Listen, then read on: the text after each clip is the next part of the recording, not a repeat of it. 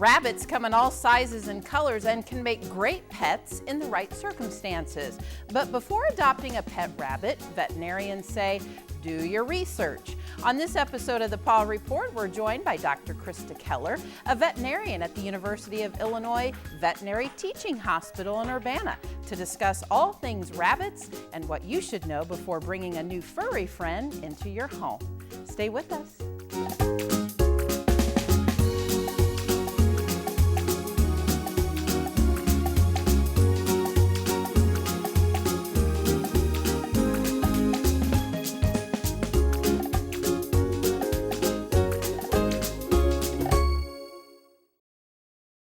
Fetcher's Pet Supply on the north side of the Charleston Square, serving the EIU community since 1991. Fetcher's welcomes all pets on a leash, is open 7 days a week, and offers made in the USA food. Pet supplies for dogs, cats, reptiles, and fish. Fetcher's Pet Supply in Charleston. The Paw Report on WEIU is supported by Rural King, America's farm and home store, livestock feed, farm equipment, pet supplies, and more. You can find your store and more information regarding Rural King at ruralking.com. Dave's Decorating Center is a proud supporter of the Paw Report on WEIU. Dave's Decorating Center features the Mohawk Smart Strand Silk Forever Clean Carpet. Dave's Decorating Center, authorized Mohawk Color Center in Charleston. Thanks for joining us for this episode of the Paw Report. I am your host, Kelly Goodwin, and we are joined today to talk all about rabbits with Dr. Krista Keller from the University of Illinois.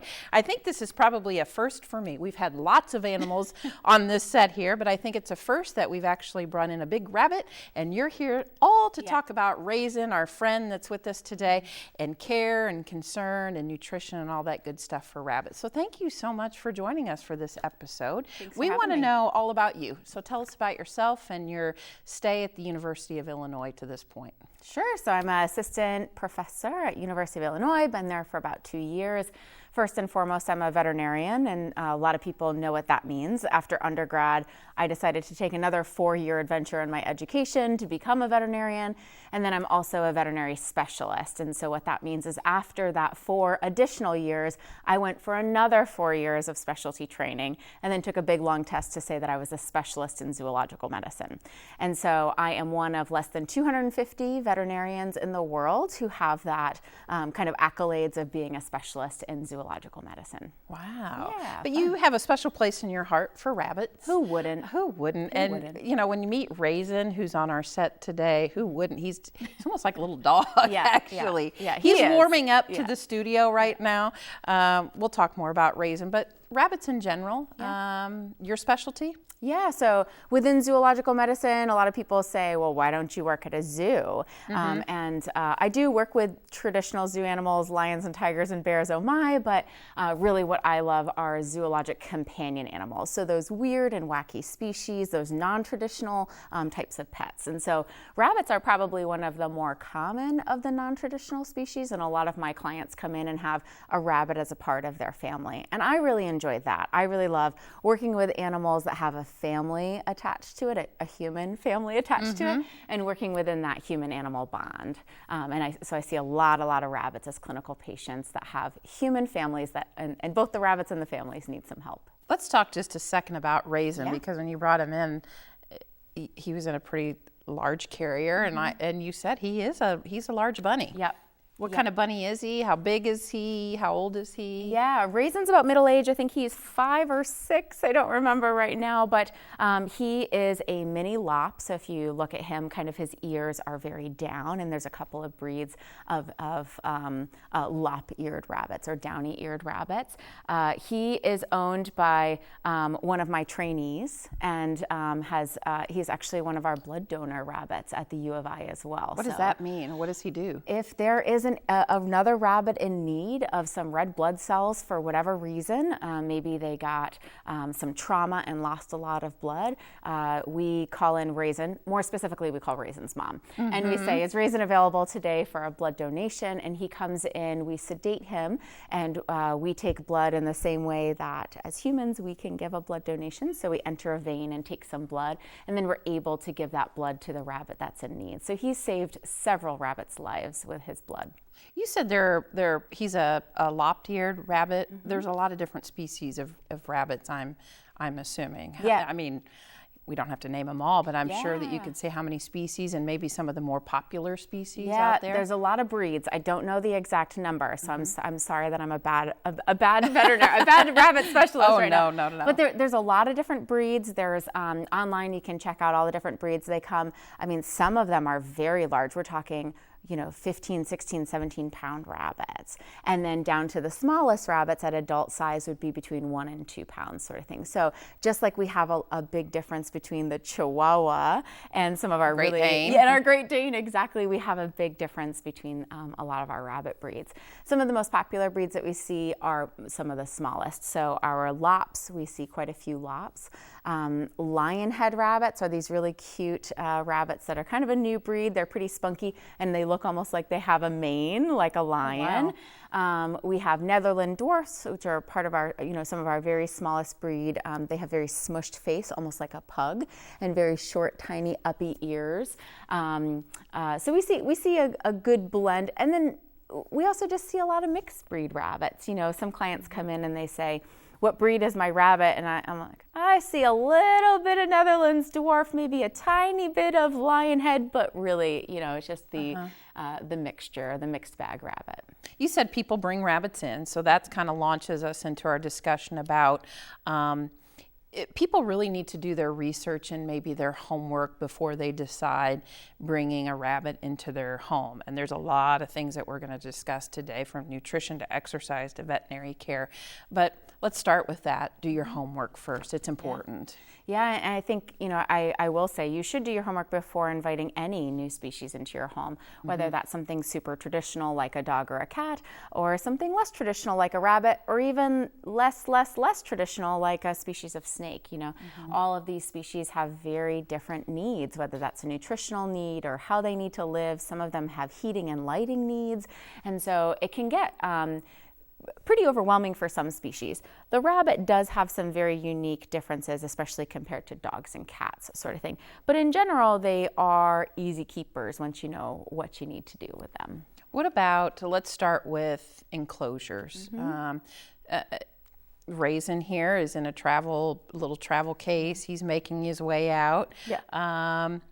But at home, I mean, you do need something to transport them, but let's talk about at home first. Yeah. Things you should look at. I'd say one of the biggest mistakes people make is that they don't give their rabbit enough space.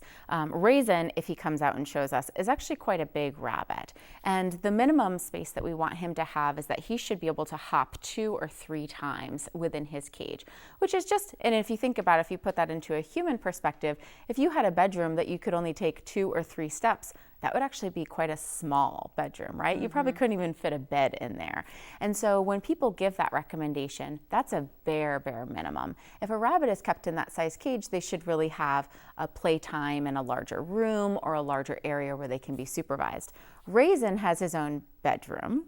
Aw, he's special. Yes, he's a little spoiled. But that's really ideal if you can provide something like that, or even if they can have a room to the house for a couple hours a day while supervised, something like that, because they do need exercise and movement and capability to explore their environment and play with toys and do all that. And you can't do that in a really tiny, enclosure. Can you keep him outside? I mean, obviously, elements aside, I get that, but is that something where you can have an enclosure outside or some sort of, I don't want to say a cage, but I think enclosure, is that doable as well? Yeah, a lot of people will keep their rabbits outside. The House Rabbit Society and myself don't recommend housing rabbits outdoors all the time. I think rabbits should go outside to have sunlight for the same reason that we should go outside to have sunlight. Vitamin D. It's enriching and it's vitamin D, and they can munch on the grass and the dandelions as long as you don't have pesticides, sort of thing. But when they are outside, they're at risk for lots of issues. If you have foxes or raccoons in your neighborhood, obviously that can end in tragedy. Rabbits are at risk for getting ticks and fleas and mites, of which they would catch if they were outside. Just like dogs and cats. It's just like dogs and cats. And then, of course, the extremes of heat. So rabbits do not do very well in extreme heat. So last week, we actually saw a couple of rabbits that were coming in for heat exhaustion, really, really scary emergency presentations. They do a little bit better in the cold, but even when we have, the polar vortex coming in through Illinois, that's far too cold for a lot of our rabbits. So both the American House Rabbit Society, as well as us at the U of I, us rabbit veterinarians at the U of I, do not recommend outdoor living 100% of the time. Speaking of living, how long do rabbits live? I would assume, and we've had turtle experts on, also from the University of Illinois, and they've told us if you're going to make a commitment to a turtle, be ready. They're long livers. Yep.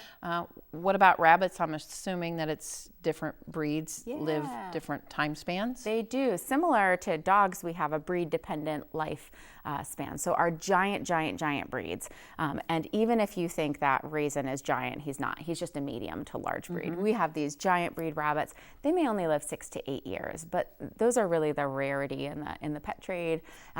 Usually we see smaller breed rabbits that will easily live a decade. And so I like to get my rabbits that I treat into the double digits. The oldest rabbit that I've met was also one of the smaller breeds of rabbits. So he was about, maybe a pound and a half, and he was 14 and a half years of age. Wow. 14 and a half years young, let's say that. That's right. Yeah. That's right. He was still going strong at 14 and a half. So. And diet probably plays a role in that. You brought, when you opened up Raisin's little enclosure there, straw or hay came out, and I guess I didn't realize that's what they like to eat. Yeah, the majority of a rabbit's diet, 70% or more, should be made up of a grass hay, like Timothy hay or oat hay or meadow hay. And this is because their teeth are phenomenally different than anything that you've ever thought about. Totally different than our teeth, totally different than dog and cat teeth. Both their front teeth that we can see, their incisors, as well as their back teeth that are deep in their mouth, grow throughout their life. And this is because they've evolved to be able to kind of grind down these really fibrous hays.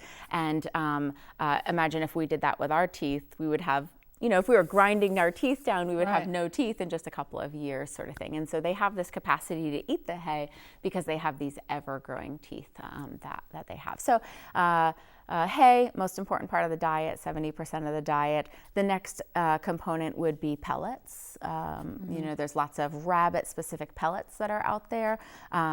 We always recommend a uniform pellet. That means nothing that has seed and dried fruit and grain in it. That can really predispose to some dental disease. It also is really high in sugars and fats, which, especially if you pair that with a rabbit not having enough space to exercise, we see a lot of overweight rabbits. And then we also recommend a daily salad for a rabbit. And so salad should be some dark leafy greens, some lettuces, maybe a small baby carrot or another vegetable sort of thing. And that can really be a very exciting part of their day for them to have their fresh salad. They usually enjoy that very much. You mentioned their teeth, and they're hiders of problems. And a lot of times the problems lie in their teeth and in their dental care. Tell us about maybe some of the clients that you've seen, problems that they can encounter. And, if they don't get regular veterinary care, that can be a rather expensive problem to treat. Yes. So because their teeth are ever growing throughout their life, there needs to be two things that are perfect in order to prevent dental disease. The first one is diet. They really need roughage. I mean, think about how rough that hay is. They really need roughage to grind down their teeth. But they also need good conformation of their teeth. And so when we start getting into some of those pug-faced breeds, you can imagine their face is shortened, but they still have the same number of teeth. And so sometimes those teeth don't line up correctly. And so in either of those situations, we can get overgrowth of teeth that can be very painful. It can either grow down into the jaw or behind the eye, or they can grow into the mouth and cause, pinching or scratches or like wounds in the oral cavity. And any of us who have ever had oral pain knows that that's no good. Awful. Yeah, it's awful. It's really awful. And so imagine this poor little rabbit having all of this oral pain. And lots of times they'll present, maybe they'll stop eating their hay. So I hear a lot of clients say, well, my rabbit used to like hay, but doesn't like hay anymore. And Red flag. Yeah, that's a red flag, definitely. What that rabbit's trying to say is, it hurts for me to do that grinding motion because my teeth don't feel good. And so instead, I'm just going to eat the salad and the pellet that don't require that grinding motion anymore. If they have more severe pain, sometimes they'll paw at their mouth like they're telling you, it hurts here, sort of thing. Or they may salivate a lot and have just a lot of, saliva kind of on them. So these are all red flags. But yeah, teeth can overgrow for a lot of reasons, and the veterinarian can play an important role not only in diagnosing dental disease. So if you see something wrong with your rabbit, whether it's mild, like they're hiding and maybe not coming out for their treat, something very nonspecific, to more specific, like they're pawing at their face saying, hey, it hurts here, definitely go see a veterinarian to help you decide, is this dental disease? Is there something else going on? But veterinarians can also play a really important role in prevention of dental disease, where, just last week I met a family who had just gotten a rabbit, and they didn't know that they were supposed to feed hay to the same amount that is recommended. So this rabbit was eating just a little sprinkling of hay every day. And luckily, it was a young rabbit. It had just happened for a couple of weeks, and I said, whoa, no such thing as a sprinkling of hay. It's just always have some hay. This is the quantity that they should have, and they should always have that free choice hay. And so veterinarians can play a role in ensuring that there's prevention of clinical dental disease as well. Speaking of prevention, how often should pet owners bring their rabbit to the vet? Is it similar to a cat or dog that you have the yearly checkups, or what do you recommend? Yeah, definitely once a year is pretty standard. As I said, there's lots of things that a veterinarian can do to make sure all of the diet, the enclosure, all of that is right. We can also hear and feel and see things that our pet owners can't with their eyes and ears.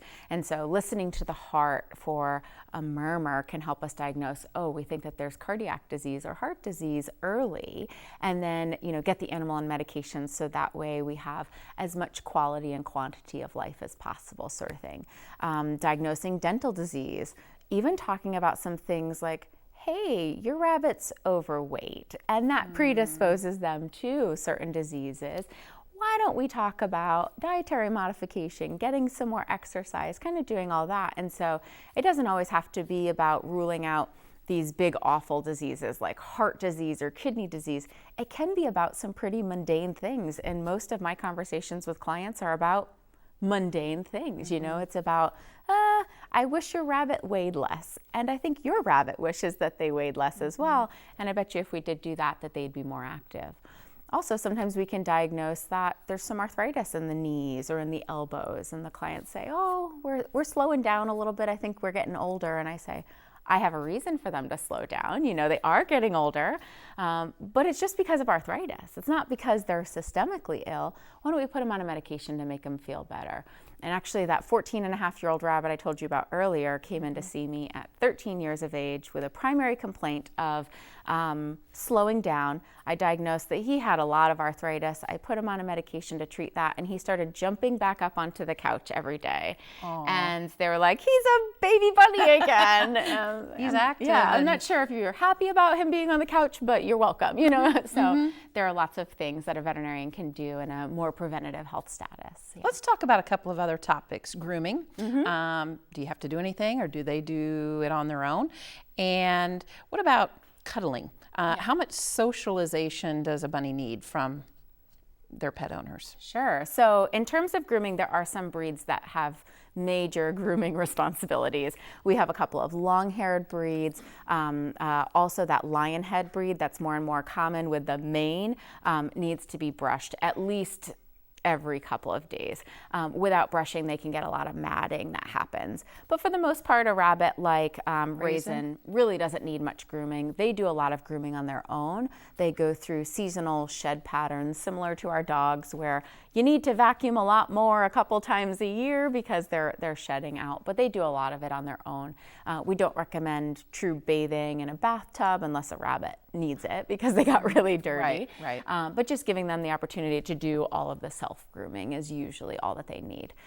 Where they do need a little help, and sometimes help from a veterinarian, is with the toenails. Their nails can get a little long, especially if they're on something soft like carpet all the time and they're not kind of wearing down those nails. So some of my clients feel comfortable doing that at home. Some of my clients come in and see me. Either way, us veterinarians and veterinary technicians feel comfortable helping out with that. So grooming needs are usually quite low, except if you have one of those special needs, Brush their breeds. hair, Yes, with some brushing.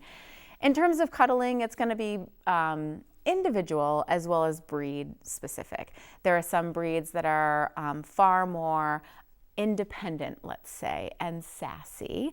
Like cats? Yes, the Lionhead breed is one that is quite sassy and independent. I'm pretty sure they think that the house is theirs and the humans are their servants. Yeah, and that's similar to cats. Yeah. I act like that at home too. Yeah, as we all should. Netherland dwarfs are another breed that seem to be a bit more, in general, more independent. A lot of our Lops are more laid back, not all of them, but a lot of them are more laid back. And,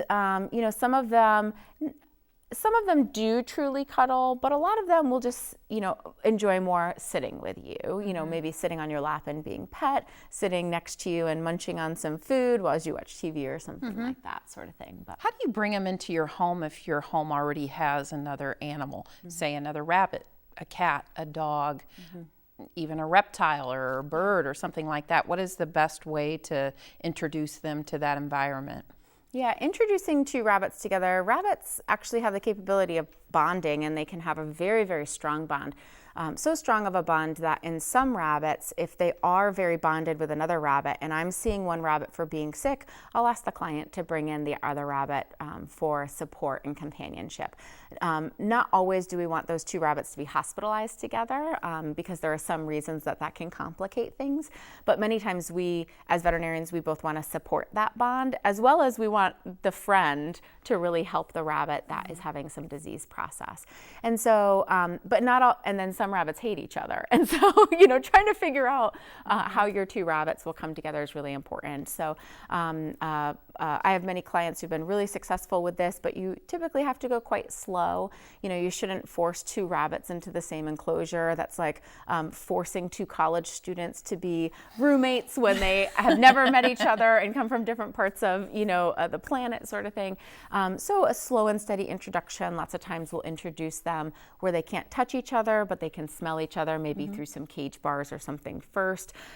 We can put them in two separate enclosures, but then they each have time in an area that they'll share. That way they can get used to each other's smells. And then always we want to introduce rabbits into a shared environment the first time that they have kind of a nose to nose. And then try to do some distractions. So, if you have two rabbits coming together for the first time, give them a big salad. So that way they're enjoying a salad together and their first experience together is a great experience, sort of thing. And some rabbits will quickly bond to others. Some rabbits really want a rabbit companion. Maybe they didn't have a human companion most of their life. They speak rabbit. They probably need another rabbit to bond with. Whereas some rabbits have never lived with a rabbit for 5, 6, 7 years. They probably speak human better than they speak rabbit. And so trying to force them into a rabbit companionship may not ever work, so it's going to be really dependent upon the individual. What about dogs and cats? Similar? I mean, you don't want to just put them right in front of a dog, let them kind of acclimate themselves to each other. Typically with rabbits and dogs and cats, we're more concerned about the health and safety of the rabbit because we are talking predator-prey. Right. A lot of cats in our homes are very well fed and want nothing to do with a big old crazy rabbit named Raisin. But there are some cats who are a lot more frisky and who will go and they may think that they're playing, but they may be batting and they may actually injure the rabbit. Same thing with dogs. Dogs may just be playing. It may be a young golden retriever or lab puppy who's like, oh, a new friend. But if they start mouthing on the rabbit, they can do a lot of damage. And so typically we recommend exercising a big degree of caution. And if there is a free-range cat or a free-range dog in the house, free-range in the house, sorry, that sounded a little strange, that we make sure that the rabbit is only out and around them during very closely supervised periods. And if the rabbit is having time outside and is free-range in the house, then maybe the cat or dog should be put away until you can really trust that interaction. Lastly, we've got about a minute. If anybody out there is watching this episode, thinking about a rabbit, has some concerns, they can always contact you at the University of Illinois and all of your resources, correct? Yes, definitely. Websites too out there? Yep, we have some pet columns at the U of I that can help with making a decision about having a rabbit, some of the husbandry concerns, some of the dental health concerns, sort of thing. And I would definitely recommend, even before getting a rabbit, finding, if U of I isn't the closest place to get veterinary care, finding a veterinarian who feels comfortable seeing your rabbit annually, as well as seeing your rabbit if there ever is an emergency, to make sure you have that support system. Great information. Dr. Krista Keller, thank you from the University of Illinois for joining us for this episode of the Paw Reports, all about rabbits and Raisin. Thank you for being such a good ambassador today, gnawing on his hay and ready to probably get out of here and go back home. Yeah, probably. And thank you for joining us for this episode of the Paw Report. Until next time, I'm your host, Kelly Goodwin. Dave's Decorating Center is a proud supporter of the Paw Report on WEIU. Dave's Decorating Center features the Mohawk Smart Strand Silk Forever Clean Carpet. Dave's Decorating Center, authorized Mohawk Color Center in Charleston. The Paw Report on WEIU is supported by Rural King, America's farm and home store, livestock feed, farm equipment, pet supplies, and more. You can find your store and more information regarding Rural King at ruralking.com. Fetcher's Pet Supply on the north side of the Charleston Square, serving the EIU community since 1991. Fetcher's welcomes all pets on a leash, is open 7 days a week, and offers made in the USA food. Pet supplies for dogs, cats, reptiles, and fish. Fetcher's Pet Supply in Charleston. Additional support for the Paw Report on WEIU is brought to you by viewers like you. Thank you.